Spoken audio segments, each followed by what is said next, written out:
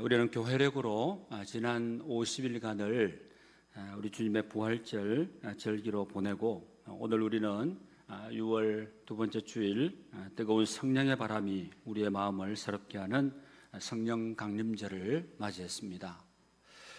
성령 강림절은 오순절에 예수님께서 약속하신 대로 보혜사 성령님이 오신 날입니다.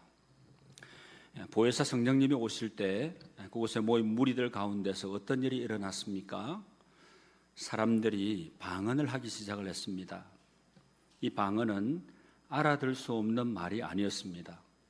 알아들을 수 있는 각국의 여러 나라 말을 했습니다. 그러니까 언어의 장벽이 느껴지지 않고 서로 소통이 잘 되었습니다. 성령님은 많은 일을 하십니다. 죄를 깨닫게 하시고 믿음도 주시는 구원의 사역도 하시고 믿는 자를 성전으로 삼고 내주하시면서 하나님의 자녀라는 확신도 주시고 거룩한 삶을 살면서 사랑, 희락, 화평 등의 수많은 열매를 맺으면서 우리들이 성화의 삶을 살도록 도와주시고 인도해 주시는 분이십니다. 또 은사를 주시고 진리 가운데로 인도하시고 사명을 감당할 수 있는 힘을 주시고 성도들의 기도하는 것까지도 도와주시는 분이 바로 성령님이십니다. 그래서 우리는 성령님이 도와주시지 않으면 아무것도 할 수가 없습니다.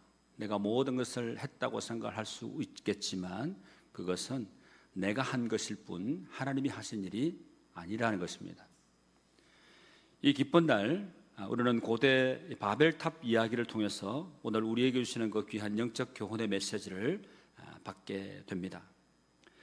최근 우리 사회를 보면 마치 고대 바벨탑을 쌓던 사람들처럼 서로 다른 언어와 가치관으로 인해서 분열되고 갈등하는 모습을 우리가 종종 보게 됩니다.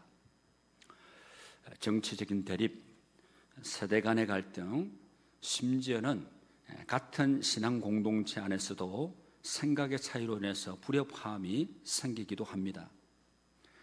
그래서 사회학자들은 이런 우리의 시대를 고독의 시대, 파편화된 사회라고 진단을 합니다. 개인주의 문화가 극에 달하면서 이 공동체 의식은 약화가 되고 이 각자 도생의 논리가 지배하고 있습니다. 이런 상황에서 바벨탑 이야기는 단순한 고대 이야기가 아니라 오늘 우리에게 절실히 필요한 영적 통찰력을 제공해 줍니다. 이 바벨탑 이야기는 인간의 오만과 욕망이 어떻게 결국 이 파국을 초래하는가 하는 것을 보여주지만, 그리고 또 동시에 성령 안에서 진정한 관계 회복의 길을 제시하는 그 희망의 메시지를 담고 있습니다. 우리는 이 이야기를 통해서 오늘날 우리의 삶에 적용할 수 있는 그 지혜와 통찰을 얻고 성령의 능력으로 서로를 이해하고 사랑하며 함께 살아가는 공동체를 꿈꿀 수 있을 것입니다. 오늘 본문 창세기 11장의 바벨탑 사건은 이 하나님을 떠난 인간 실존의 모습을 적나라하게 보여주는 한편의 거대한 상징것과도 같습니다. 인간의 교만과 또 그로 인한 관계의 파괴, 그리고 하나님의 심판과 긍휼이 드라마틱하게 펼쳐집니다. 우리는 이 실패 현장에서 오히려 관계 회복의 열쇠를 발견하게 됩니다. 오늘 본문을 중심으로 해서 우리 몇 가지 영적 교훈을 우리가 함께 나누도록 하겠습니다.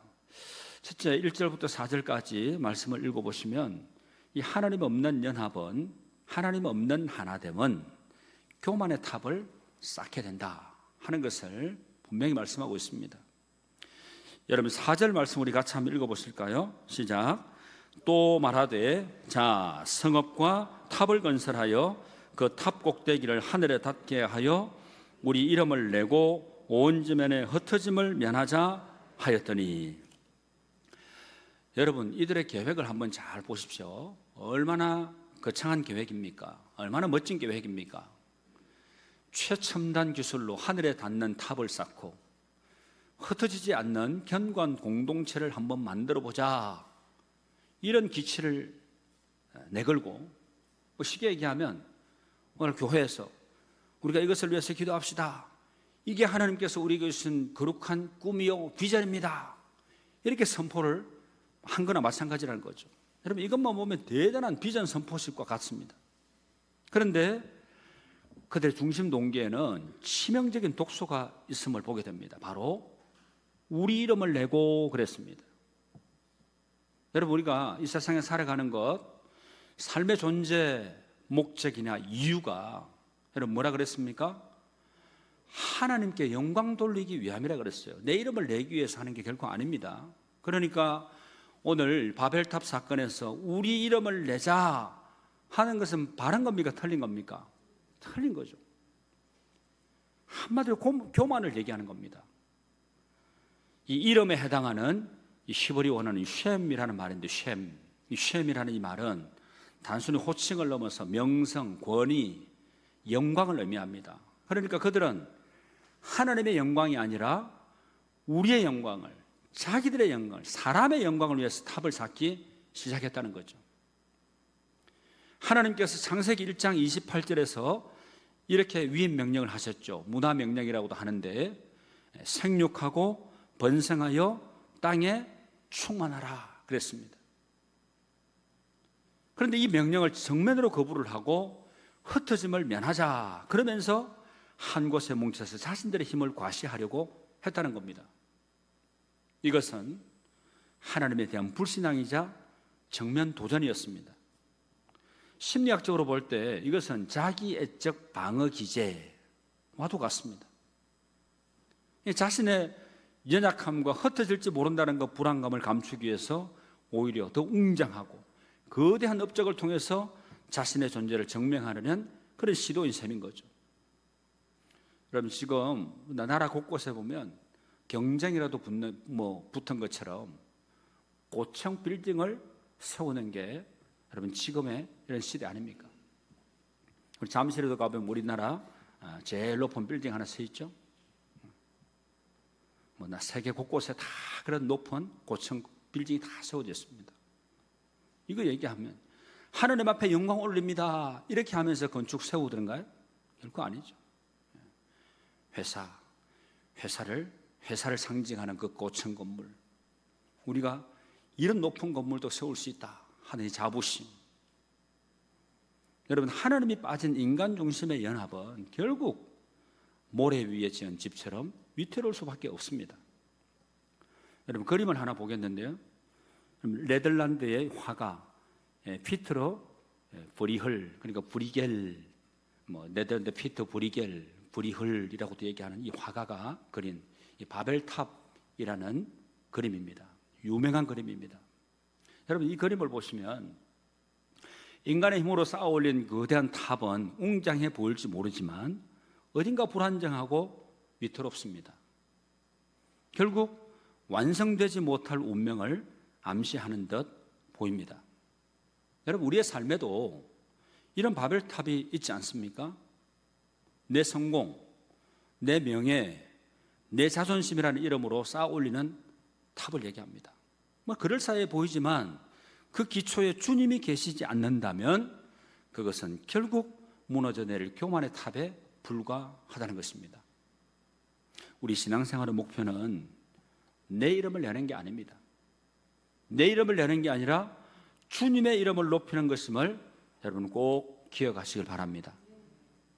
내 삶이라는 건축 현장에서 주님을 감독으로 모시고 그분의 설계도대로 순종하며 살아가게 될 때 비로소 가장 견고하고 아름다운 신앙의 집이 세워지게 될 줄로 믿습니다. 그리고 두 번째는 5절부터 8절까지 내용을 읽어보시면 막히게 된 이 소통은 관계의 단절을 가져오게 된다는 겁니다. 하나님께서는 인간의 교만한 계획을 지켜보셨습니다. 여러분 7절 말씀 같이 한번 읽어보실까요? 시작. 자, 우리가 내려가서 거기서 그들의 언어를 혼잡하게 하여 그들이 서로 알아듣지 못하게 하자 하시고. 여러분, 하나님의 심판 방식은 참 의미심장합니다. 하나님의 심판 방식을 보게 되면 이 홍수나 불로 썰어버리는 게 아니라 그들의 언어를 혼잡하게 하셨습니다. 혼잡하게 하다 하는 이 히브리 원어는 이 발랄이라는 말인데, 이 발랄, 이것은 뒤섞다, 혼란스럽게 하다 하는 그런 뜻입니다. 흥미롭게도 이 바벨이라는 이 지명은 바로 이 발랄이라는 동사에서 유래하게 되었습니다. 인간은 신의 문이라는 이 거창한 이름을 붙이고 싶었겠지만 하나님은 그곳을 혼돈의 장소로 기록하셨다는 겁니다. 언어가 막히게 되자 여러분 어떤 일이 벌어졌습니까? 함께 이 탑을 쌓던 동지들이 순식간에 이방인이 되어버렸습니다. 이 같은 공간에 거하고 있지만 서로 소통할 수가 없고 서로를 이해할 수 없게 되자 협력은 불가능해졌고 오해와 불신만 쌓여갔을 겁니다. 그리고 결국 그들은 꿈에도 그리던 연합 대신에 처절한 흩어짐을 맞이하게 된 거죠. 분열이 왔다는 겁니다. 이게 바로 죄의 본질입니다. 죄는 하나님과의 관계를 단절시켜버리고 그 결과 사람과 사람 사이의 관계마저 무너뜨리게 됩니다. 무서운 거죠. 오늘 우리는 어떻습니까? 같은 우리나라 말, 이 한국말을 쓰면서도 서로 소통하지 못하는 경우가 얼마나 많은지 모릅니다.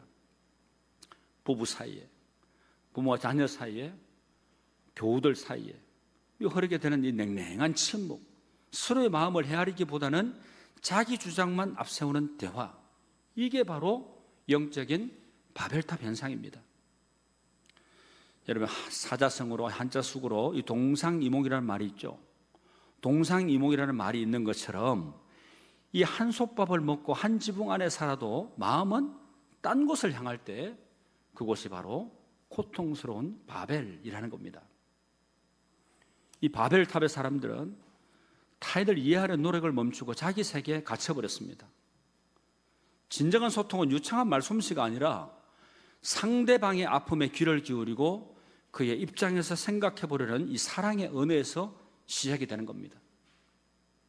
여러분, 그래서 우리 신앙 공동체가 사랑의 공동체, 하나님이 기뻐하시고 영광 받으실 수 있는 공동체가 되려면 여러분, 우리 성도들끼리 먼저 사랑의 언어가 주고받아져야 돼야 사랑의 공동체가 이루어질 수 있게 되는 거죠. 여러분, 그런 의미에서 곁에 계신 분들 인사 한번 나눠보시죠. 사랑합니다. 축복합니다.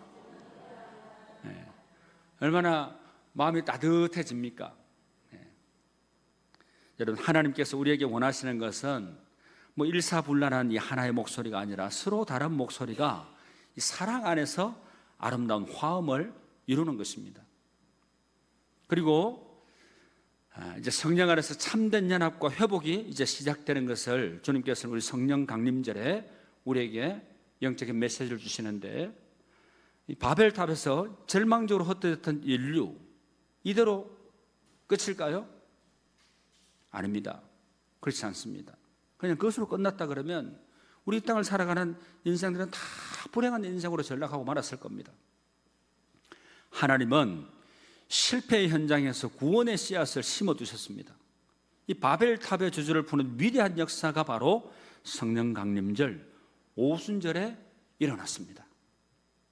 여러분, 사도행전 2장을 보면 마가야 다락방에 모여서 기도하던 120명의 성도들에게 성령이 불의 혀처럼 임했습니다. 바벨탑에서 언어가 혼잡해져서 흩어졌던 인류가 이제 오순절 마가야 다락방에서 성령의 역사로 하나가 되는 기적을 경험합니다. 여러분, 사도행전 2장 4절 말씀 같이 한번 읽어보실까요? 시작. 그들이 다 성령의 충만함을 받고 성령이 말하게 하심을 따라 다른 언어들로 말하기를 시작하니라. 아멘. 그리고 사도행전 2장 11절 말씀도 같이 한번 읽어보시죠. 시작. 우리가 다 우리의 각 언어로 하나님의 큰 일을 말함을 듣는도다 하고. 그럼 바벨에서는 위로 올라가려는 인간의 교만이 있었지만 이 오순절에는 위에서 아래로 내려오는 성령의 역사가 있었습니다. 바벨에서는 우리의 이름을 내자 그랬지만 오순절에는 예수의 이름으로 모든 것의 중심이 되었습니다. 바벨에서는 사람들이 흩어졌지만 오순절에는 각 나라에서 온 사람들이 모여들었습니다. 가장 놀라운 것은요, 언어의 역할입니다. 우리의 입을 통해서 표현되는 이 언어. 그러니까 바벨에서 언어는 소통을 막는 장벽이 되었지만 오순절에는 언어가 소통을 돕는 다리가 되었습니다. 이 브릿지 역할을 했다는 거죠. 방언의 은사를 받은 제자들이 각 나라 말로 하나님의 큰 일을 선포했을 때 사람들은 저희가 우리 말로 하나님의 큰 일을 말함을 듣는도다 이렇게 감탄했습니다. 이것은 단순한 언어적인 기적이 아니라 관계 회복의 기적이었습니다. 그러니까 민족, 문화, 언어의 벽을 넘어서서 하나님 안에서 진정한 하나됨을 경험하게 된 것이죠. 이날 3,000명이 세례를 받고 초대교회 공동체가 시작이 되게 됐는데 그들은 날마다 마음을 같이하여 성전에 모이기를 힘쓰고 집에서 떡을 떼며 기쁨과 순전한 마음으로 음식을 먹고 그랬습니다. 사랑의 공동체가 이루어지게 됐다는 거죠. 아름다운 공동체를 이루었습니다. 그래서 놀라운 일이 벌어집니다. 그들이 각기 다른 방언으로 말하기를 시작했는데 사도행전 2장 11절 말씀해 보면 로마, 구레네, 아라비아 등 각지에서 온 사람들이 우리가 다 우리의 각 언어로 하나님의 큰 일을 말함을 듣는도다 그러면서 경탄했습니다. 바벨탑의 사건과 정반대의 기적이 일어나게 된 거죠. 바벨탑에서는 인간이 교만으로 하늘에 오르려다가 언어가 혼잡해지고 흩어져 버렸습니다. 하지만 오순절에는 하나님께서 성령으로 그들에게 내려오시자 바로 성령의 임재 아닙니까? 각기 다른 언어가 하나님의 큰 일을 전가하는 통로가 되어서 흩어진 자들이 복음 안에서 하나가 되었습니다. 할렐루야. 그렇습니다, 여러분. 이것이 바로 성령 안에서의 진정한 하나됨, 연합인 것입니다. 성령님은 우리의 언어, 문화, 개성을 획일적으로 통일시키지 않았습니다. 오히려 우리의 다름을 존중하시고 그 다름을 통해서 더 풍성한 하나님의 영광을 드러내게 했습니다. 그래서 성령의 언어는 특정 국가의 언어가 아니라 사랑과 이해와 용서의 언어라고 얘기할 수 있는 겁니다. 내 말이 맞다고 주장하는 대신에 상대의 마음을 먼저 헤아리는 언어입니다. 내 이익을 구하는 대신에 기꺼이 나를 내어주는 십자가의 언어입니다. 독일의 디트리 본헤프 목사님은 그에 져서 성도의 공동생활에서 이런 말을 했습니다. 그리스도인의 공동체는 영적인 현실이지 심리적인 현실이 아니다. 이런 의미심장한 말을 했습니다. 여러분, 우리가 마음 맞는 사람들끼리만 모이는 것은 세상의 동호회와 다를 바가 없죠. 성령 안의 공동체는 나와 다른, 심지어 나를 불편하게 하는 사람까지도 그리스도의 사랑으로 품고 함께 지어져가는 영적인 가족인 것입니다. 이게 바로 바벨탑의 저주를 이기고 하나님 나라의 그 회복을 미리 맛보는 교회의 중요한 사명인 줄로 믿습니다. 말씀을 맺겠습니다. 사랑하는 성도 여러분, 이 바벨탑의 이야기는 우리에게 깊은 교훈을 줍니다. 인간의 교만과 하나님을 배제한 통합 시도는 결국 더 큰 분열을 가져올 뿐이라는 것입니다. 하지만 절망한 필요 없습니다.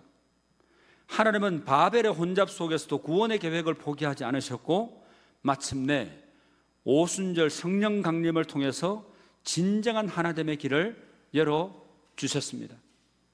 오늘 우리가 살고 있는 이 시대는 어떤 면에서는 바벨탑 시대보다 더 복잡하고 혼란스럽습니다. 정보의 홍수 속에서 진리를 분별하기 어렵고 세계화된 사회에서 오히려 개인은 더 고립화되어 가고 있습니다. 하지만 성령께서 우리와 함께 하신다면 이 모든 혼란과 분열을 넘어서 하나님 나라의 아름다운 공동체를 이룰 수 있을 것입니다. 진정한 관계 회복은 인간의 노력이나 기술로 이루어지는 것이 결코 아닙니다. 성령께서 우리 마음에 하나님의 사랑을 부어주시고 서로를 이해하고 용서할 수 있는 은혜를 부어주실 때 가능한 것입니다.